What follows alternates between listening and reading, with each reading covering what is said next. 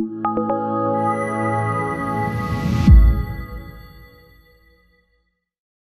right, so in today's session, we have with us Dr. Michelle McMacke. So Dr. Michelle McMacke is a board-certified internal medicine physician, and she's an assistant professor of medicine at the New York University School of Medicine.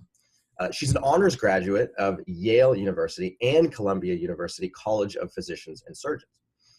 She has more than 10 years of experience practicing primary care and directing a medical weight loss program and teaching doctors in training at Bellevue Hospital Center in New York City.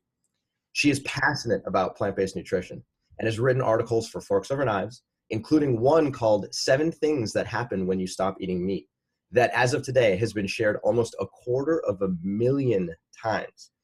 So thanks for being with us today, Dr. McMacke. I'm thrilled to be here. Thank you. It's so great to have you. Thanks for joining us. So let's get right into it here. You have written extensively on blogs. You currently give lectures, and you're widely regarded as an authority in plant-based nutrition. Now, you have some publications that will be coming out relatively soon, and one of them is a cohort study. So can you talk to us about what is a cohort study, and why do these kinds of studies really impact what we know, what is best about plant-based nutrition? Yeah, so I'll actually be writing really a sort of a summary of what the evidence shows around plant-based diets for preventing and treating diabetes. And some of the key evidence that we have comes from what you refer to as cohort studies. And that's really a fancy way of saying studies that look at groups of people. And you can sort of take a group of people and follow them either over time to look at what kinds of health outcomes develop based on certain characteristics, or you can look at them at one point in time. And that's the basis of a lot of what we know about preventing and treating type 2 diabetes, is looking at people in different cohorts by different eating patterns and seeing how that affects their rate of getting diabetes. It's really interesting. Okay, so in the research that you've looked at, is there a specific macronutrient ratio that is ideal for people living with diabetes? I think that's an amazing question, and I think there's actually quite a bit that's been published on this topic, and a lot of literature around it. It's still controversial in a lot of circles, and I would say from my reading of the literature, it's pretty clear that a macronutrient ratio that favors carbohydrate-rich foods is actually the optimal way to both prevent and actually treat type 2 diabetes, which sounds probably a little bit nutty to the average person, because the average person is not used to hearing that they should eat carbs to prevent or especially to treat diabetes. But actually, when you take a close look at the evidence, that's what it shows.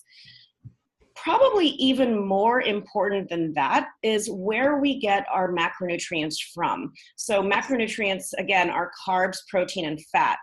But nobody really sits down and pours themselves a bowl of carbs, protein, and fat, right? We eat foods, and almost all foods have different, ratios, contain some carbs, protein, and fat. So the reality is that when we eat foods, for example, like fat and protein that come from animal sources, we tremendously increase our risk of getting type 2 diabetes and make our type 2 diabetes a lot worse once we already have it, as opposed to getting those macronutrients, fat and protein, from plant sources. And then I think the key distinction when it comes to carbohydrates is really, are they refined or very processed, or are they unprocessed or whole, as in whole plant-based foods? Okay, great. So can you go into a little bit more detail here about what exactly is a refined carbohydrate? Because there's a lot of confusion about whether carbohydrates are good or bad for you. And what you're saying is that the refined carbohydrates tend to cause more metabolic dysfunction than the whole carbohydrates. So where do you find refined carbohydrates? Right. So a refined carbohydrate, very simply, is where you're starting with a whole grain and you're removing certain parts of the grain that are actually the parts that are richest in fiber and B vitamins and phytonutrients. And when you strip the whole grain of those, you're left with a very nutritionally deplete sort of a nucleus of that grain. And that's what's called a refined grain. Those are often processed into flour-based foods. So they turn into refined breads that are not whole grain breads, or even processed into things like donuts and crackers and snack foods and so forth.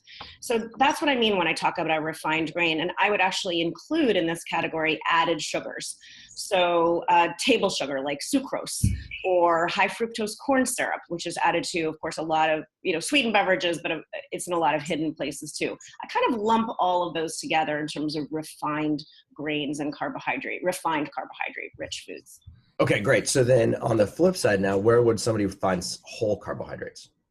So, you're right. This is very confusing. A whole grain, let's start with grains, for example. When a grain in its whole form is a food like brown rice or whole in wheat, or even pseudo grains, which are foods like quinoa. These are foods that technically are not grains, but they function nutritionally as grains. And there's a lot of different grains out there, and eating them in their most whole form, sort of looking the way they looked when they grew in the ground, that's a whole grain. Whole foods that are rich in carbohydrates are foods like beans, lentils, chickpeas, of course, vegetables and fruits. Those are all foods that are very rich in carbohydrates, but look very much the way they looked when they grew in the earth. They're not processed. Very cool. Very cool. Okay. So now when we're talking about inflammation, we know that there are certain foods that can either promote inflammation or reduce inflammation. So how does a plant-based diet affect inflammation, and why is that important for people specifically living with diabetes? Yeah, so we know from quite a few studies now that when you analyze blood markers of inflammation, those can change a lot depending on the type of overall eating pattern a person has. So people who are eating diets that are based in animal products and very processed foods tend to have higher blood levels of inflammation. And that's even when you adjust for things like body weight. By the contrary, people who eat eating patterns that are filled with fruits and vegetables and more plant-based foods tend to have lower blood levels of inflammation.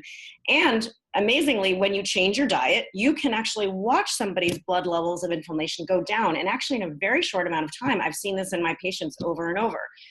So the reason this is so important is because what we're learning is that inflammation is really the basis for almost all of the chronic diseases that we see today. It plays a really key role in especially in type 2 diabetes, because when you have inflammation at the level of the cell, your insulin just does not function as well. And that's the basis of type 2 diabetes, insulin just not doing the job it's supposed to do.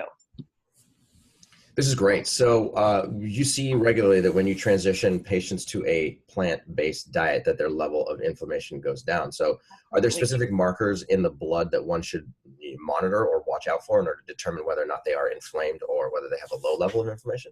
Yeah, I mean, I think the most commonly tested marker is one called CRP, or C-reactive protein. That's a pretty easy test to do.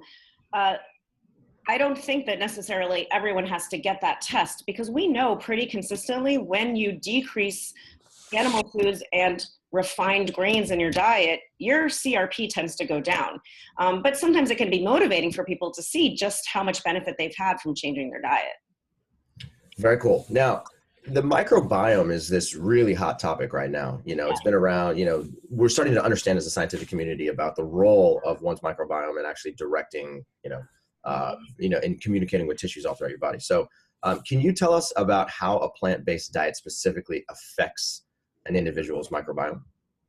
Sure. So yeah, the microbiome is really cool because it makes us realize that it's not just the nutrients or sort of anti-nutrients in the foods that we eat, it's how they interact with our gut bacteria that ultimately determines health outcomes. So we know, for example, that our gut bacterial profile can change. In other words, the patterns of types of bacteria that we host in our gut, they can actually change depending on what foods we eat, because when we eat, we're also feeding those gut bacteria. So if you eat a diet that's very rich in fiber, and of course, fiber is only found in plant foods, you can actually steer your gut bacterial profile towards being a healthier profile. And what I mean by a healthier profile is you select for certain types of gut bacteria that make healthy compounds. In this case of diabetes, you select for bacteria that make short chain fatty acids, for example, which then help our insulin function better. And by the same token, you actually all but eliminate some of the least healthy bacteria, which are bacteria that make things like trimethylamine, which our body turns into something called TMAO. And TMAO has not only been linked to heart attacks and strokes, but it's also been linked to insulin resistance, again, which is really the root cause of type 2 diabetes. So just by shifting your eating patterns, you're sort of directing this orchestra of your gut bacteria and changing the shape of it to actually further enhance your health. So it's really incredibly powerful. In a viral Forks Over Knives article you wrote, scientists have made the remarkable discovery that environmental and lifestyle factors can turn genes on and off. So that is a really bold statement with a big impact. So can you go into that a little bit more? Yeah, I know, when I was growing up and taking biology and my pre-med recs, I think I always thought that the genes you inherited were fixed and your health destiny was largely determined by your genes. And since then, it's been pretty humbling to find out that we can actually modulate or change the way our genes are expressed by our lifestyle habits, and diet's a huge part of that. So for example, we know that when people ramp up the antioxidant components of their foods, and that's really a fancy way of saying eating more fruits and vegetables, because this doesn't necessarily work from taking antioxidants that you buy at the store in a pill form. We're talking about whole foods. When you eat more antioxidant rich foods, you can actually enhance the expression of genes that are involved in repairing damaged DNA and in overall keeping your cells healthy. So just think about what that means, because we're always experiencing DNA damage. That's part of being human. And what's really critical is how well our bodies can react to that to prevent, for example, a cell with damaged DNA from turning into a tumor cell and multiplying. So the fact that the foods that you put in your body can actually enhance that effect is really incredible. By the same token, I know Dr. Ornish has done research and others looking at a plant-based diet and other lifestyle habits in men with prostate cancer. And what he has shown, my simplistic summary of it is that men with prostate cancer have actually, when they eat a plant-based diet, can actually have a decrease in the expression of the genes that tend to promote cancer cell growth. So again, you can actually change the way your genes are expressed by making different lifestyle choices, and especially through diet, which is very, very cool. That's incredible. So let's talk about your practice now. You're a family physician, is that right? Internal medicine physician. Yes. Internal medicine. Adults only is the key distinction there. Fantastic. Okay. So can you give us an idea of what types of patients you see and what types of results you see with your patients who transition towards a plant-based diet?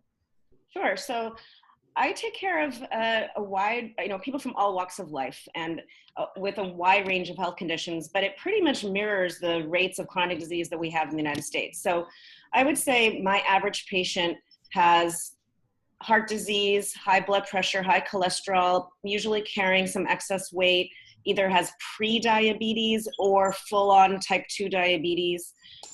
Many have kidney stones, gout, elevated cancer risk. And again, this just mirrors what we see as far as the most common chronic diseases in this country. So a few years ago, I started to realize that what I was doing with practicing a very traditional approach where I would just prescribe medications is that I was largely treating symptoms. And I wasn't really helping my patients get to the root cause of their disease.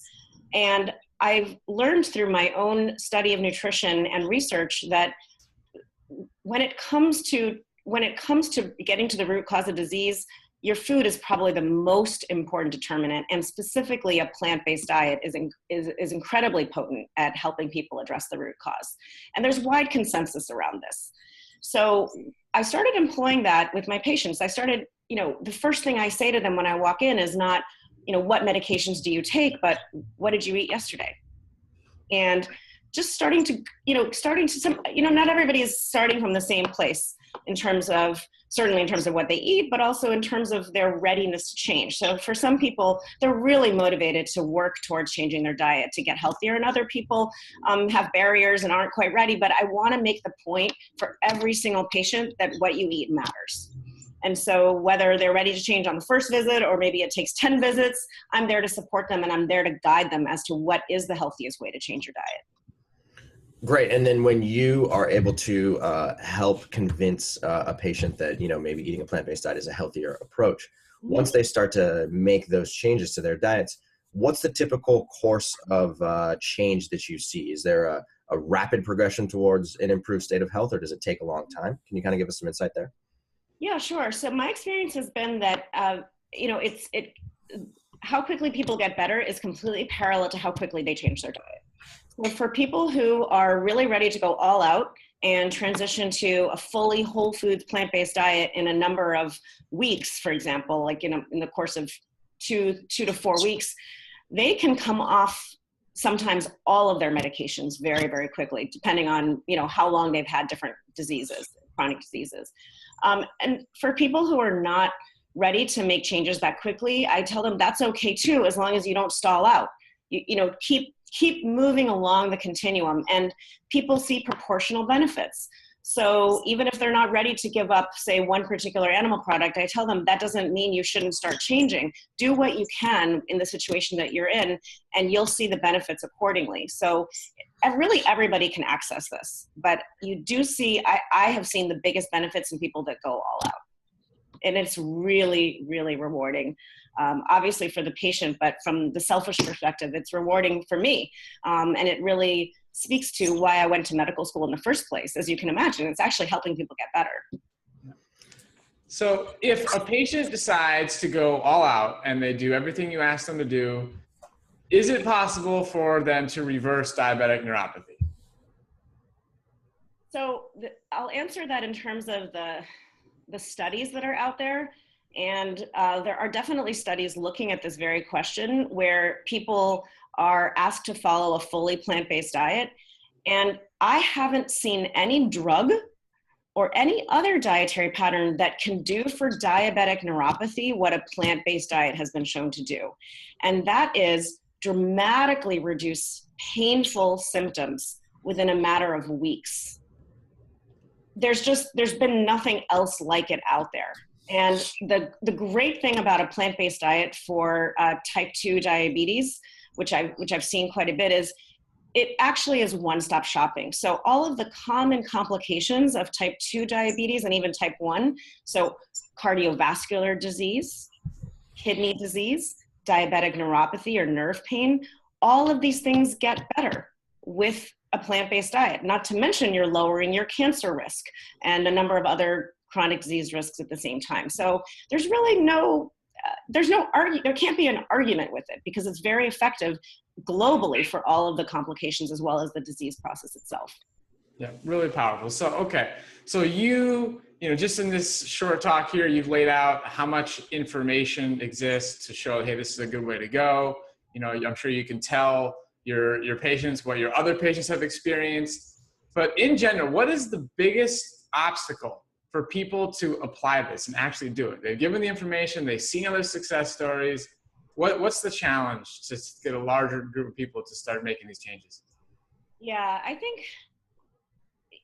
I think part of the issue is that when behavior change is hard, right? I mean, that's a very trite thing to say, but of course it's true. Lifelong habits can be hard to change. And so people need a lot of support. If you're living with a chronic disease, the first step is understanding what does the science show I should be eating. And that's where we have to educate the medical community about the tremendous benefits of a plant-based diet and what the research really shows. So having support from your healthcare provider and your healthcare team is critical so that you understand exactly what is the right way to change your diet.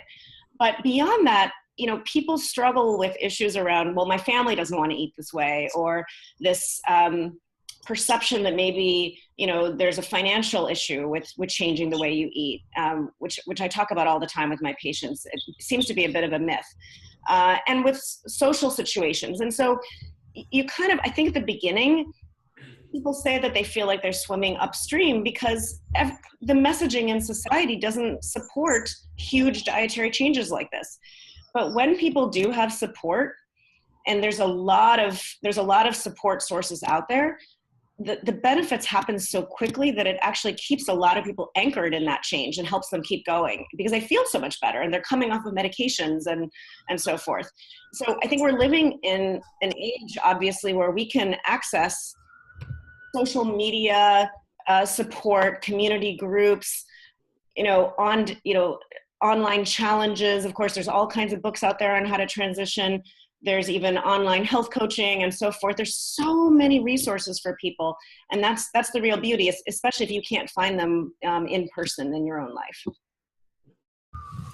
This is great. Now, let's go a little backwards here. I want to talk a little bit more about insulin resistance because, we've heard from you, we've heard from plenty of other speakers also that say that, eating a more meat-centric diet or eating more dairy products can actually influence insulin resistance and increase it, leading to causing type 2 diabetes and then resulting in the need for medication. So in your work with your patients, how do you know that insulin resistance is going down and insulin sensitivity is starting to take over? Can you kind of give us some insight there? Yeah, there's a couple of ways. I think that I don't because I work in a purely clinical environment. I don't work in a research lab or a metabolic chamber. I'm not doing fancy tests. But the tests that are available to me, like checking the hemoglobin A1C, which is a marker of your average blood sugar over the previous 3 months or so, is sort of one of the easiest ways to see that people are sort of getting better, especially if that number is going down and they're needing less medication. That, of course, implies that they're becoming much less insulin resistant. The other thing is having someone check their sugar after a meal. And so if you check your sugar after eating a meal and you're eating the same meal and it's getting better because you've changed the overall pattern of your diet, that to me tells me your insulin resistance is improving. For example, when I talk to patients about shifting to a plant-based diet at the very beginning, they're all terrified of eating carbohydrate-rich foods. I can't tell you how many patients say to me, "Why are you telling me to eat fruit?" Or "Why are you telling me to eat beans? Those foods have carbs, and I have diabetes." They think that I maybe didn't go to medical school. But I explain to them, those are not the culprit foods. Those foods might raise your blood sugar at the beginning, but once you change your entire eating pattern, you're going to eat those foods 2 months from now and not have the same blood sugar response that you did at the beginning because the rest of your diet is helping reduce your insulin resistance, if that makes sense. So many of them have taken this leap of faith with me and they've seen those results and then they stick with it. They come back to me and say, "You know what, you're right. I'm eating a giant fruit salad, or I'm eating a big bowl of beans. I'm even eating rice and brown rice, and I'm doing great." And I tell them it really, really works. That's great. Can you talk to us a little bit about why it's also important for a type 1 diabetic to pay attention to their insulin sensitivity? Sure. So, we know that for type 1 diabetes, in the vast majority of cases, using insulin is always going to be necessary because the body doesn't make enough insulin. But how much insulin a person needs is still very much determined by the foods that they eat because there are components of insulin resistance in type 1 diabetes as well. So I know you guys have done tremendous amount of work in this area, and I know other physicians like Dr. Barnard have also done work with people who have type 2 diabetes and shown that people with type 1 diabetes can drastically reduce the amount of insulin they need for a particular amount of carbohydrate food based on their overall eating pattern. So by following a plant-based diet that's low in fat. This is great. So going back to what we were talking about earlier, actually, we work with people with type 1 diabetes, pre-diabetes, and type 2 diabetes, and we see that once we educate people about the effects of a plant-based diet and they drop their fat intake and they start to eat a lot more plant material, that in a very short period of time, I'm talking 48 hours, 72 hours, 96 hours, they're able to see marked improvements in their insulin sensitivity. And just like you're saying, you see this in type 2s, but you absolutely still see it in type 1s as well. Yeah. And I think it's probably, in type 1s because people who have type 1 are checking their sugar more often, typically than the average person with type 2 diabetes, you can actually see the benefit much more quickly because you're measuring it. But if type 2 people with type 2 diabetes were to check their sugars that often, they would start to see it too. And it's just astounding how quickly the body responds to if you take away the foods that directly cause insulin resistance. And I'm not talking about just by losing weight, because we know that even at the same body weight, certain foods can trigger insulin resistance and tell insulin not to function as well. And those are the foods that, like animal products, that tend to contain iron from its animal forms, saturated fat in particular, things like advanced glycation end products, TMAO, as I mentioned earlier, which is made by our gut bacteria in response to eating animal foods. All of these things kind of feed back and cause more insulin resistance, even at the exact same body weight. So it's incredibly powerful to remove those foods from your diet. Okay, now I also consider you to be an expert on weight loss and how to use a plant-based diet as your number one tool in actually promoting sustainable and long-term weight loss. So can you talk a little bit about what your experience is and what your knowledge is here about the effect of a plant-based diet on actually reducing your body weight? Sure. So I have been directing a weight management program at our hospital for the past 12 years.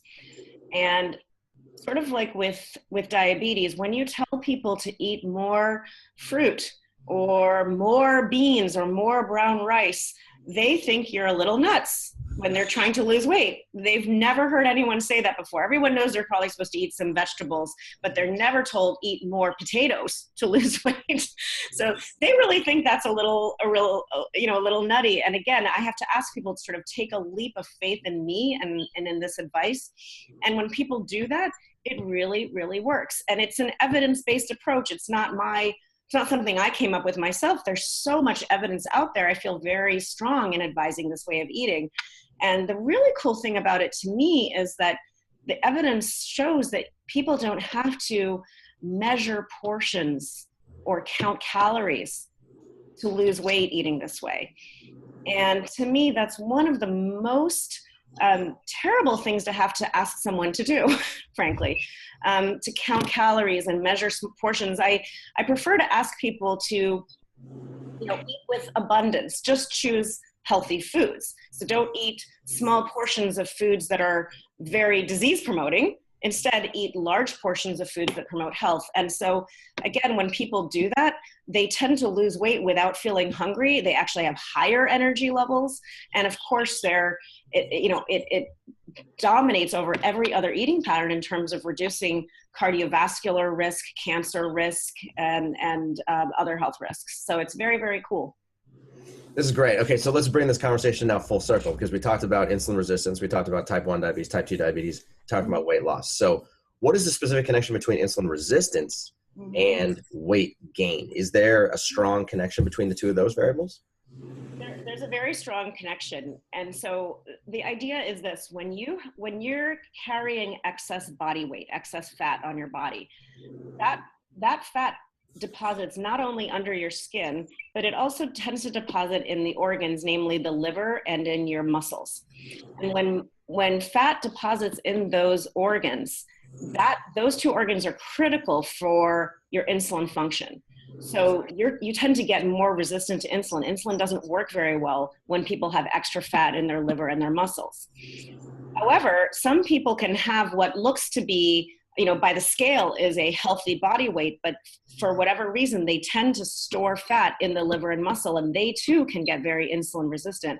I have lots of patients that have type 2 diabetes, but have a healthy body weight.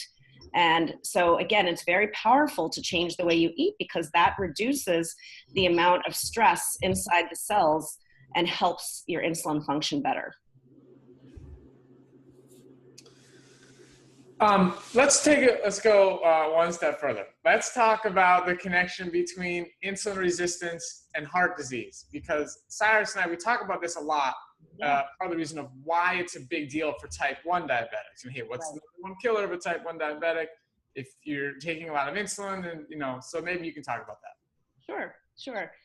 Well, it's very interesting when it comes to high sugar in the blood itself can cause damage to blood vessels, which then can lead to cardiovascular disease, meaning heart attacks and strokes.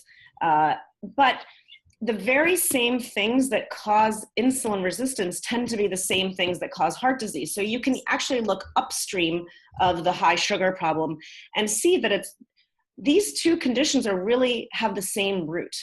So, and a lot of it again comes down to inflammation, which ties back to the diet.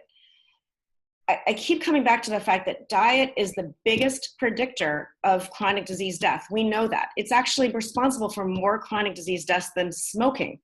Not that smoking's good for you. Nobody should smoke, but that's just to illustrate how important it is. So when you change your diet, you reduce your insulin resistance and your cardiovascular risk at the same time, because they're really founded in the same principles of inflammation, of elevated fat and cholesterol in the blood, of things like iron, which comes from animal sources. Iron is very, very pro-inflammatory. It's a pro-oxidant molecule that tells your insulin not to function very well because it causes stress inside the cell, and it also has been tied to the increased risks of heart disease.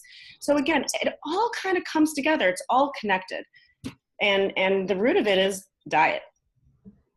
So simple, so simple. I sound like a broken record, right? I hear. We feel the same way all the time.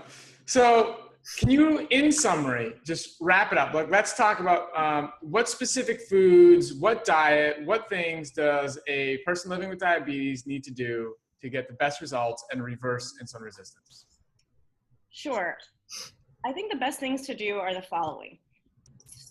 Depending on how quickly you're ready to change, what you're shooting for, sort of your journey, you determine how quickly or slowly you want to drive the car, but here's the destination that you're going to. The destination you're going to is a diet that is based in whole plant foods.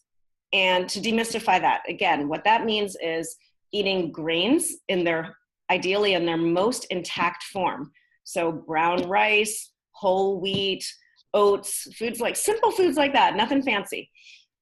Beans, or the legume category, so beans, lentils, chickpeas, peas, and then an abundance of fruits and vegetables. And ideally, when it comes to fruits, eating them in their whole form, using your teeth as your grinder for your fruits. Just chew your fruits, I always tell my patients. And root vegetables are fine. So sweet potatoes and other root vegetables have actually been associated with reducing the risk of diabetes. So again, all plant foods are fair game if they're in their least processed form. So focusing on that, when it comes to fattier plant foods like avocados, nuts, and olives, if you already have type 2 diabetes, you're not gonna wanna eat those with abandon. You're gonna wanna keep them in balance with the other plant foods. But in my experience, you can eat some of them. The distinction is not to focus on processed plant foods and refined plant foods like white flour, added sugar, and oils. Those are key things to get out of your diet. But my experience is the most important thing to start with is meat. Getting meat out of the diet. My patients who have just done that and are still trying to transition have had tremendous results just from eliminating all meat from the diet.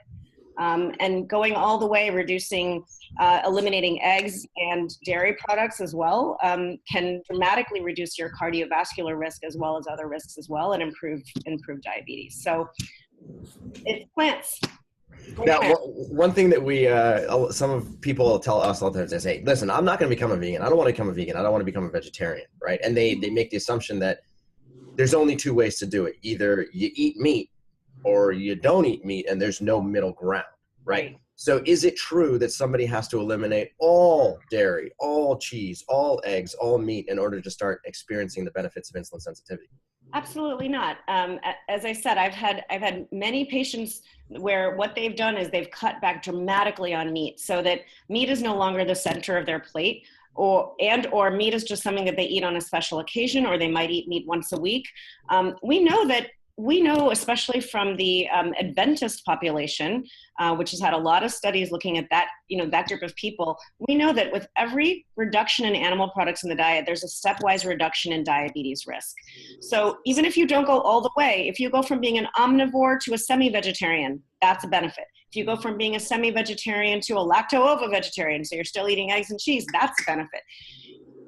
The farther you go, the more benefit you'll have. And in fact, small amounts of meat do increase the risk of diabetes dramatically, but it's still better than eating meat 2 or 3 times a day. So do what you can, and you'll see a corresponding benefit with that. Excellent. This has been really great. Thank you for joining us today. My pleasure. My pleasure. It's been really fun. So, Dr. McMacke, can you also put in a plug for yourself? If our listeners I'm want not good to at that. brag, if our listeners want to read the things that you've written on the internet, if they want to see you speak in public, if they want to visit you in person, how do they get access to you? Sure. So I've done some writing, as you mentioned, on forksovernines.com, as well as a couple of other sites.